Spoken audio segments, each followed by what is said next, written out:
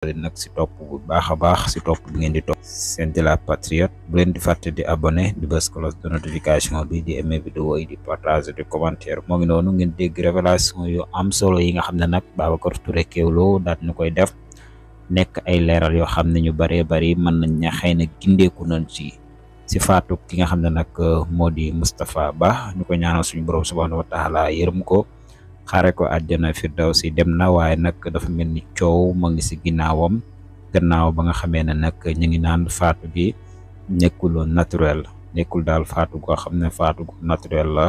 mu nekk nag lu doy waar, ginnaaw bi procureur nag sàkkoo ko ne nag ñu leeral ay mbiram, bu ko kenn denc. donte ay mbokkam nag génn nañ soxla woon seenu néew ngir ñu denc ko lu mu gën a gaawe, waaye daal procureur bi loolu daal d'accordu ko, ndax comme gis na ne daal ak faatoom am na lu si luus tax ñu daal di koy garder. mu nekk nag mbir yoo xam ne daat nay doy waar lool. ñu bari nag ñu ngi si am ñu ni tudd, lépp dina leer incha allah. di ngeen révélation yu am solo yi nga xam ne Babacar Touré Kewoulo daal na ko si amal, mu nekk ay révélation yu leeral yu am solo, nekk ay jàngat yu pertinent.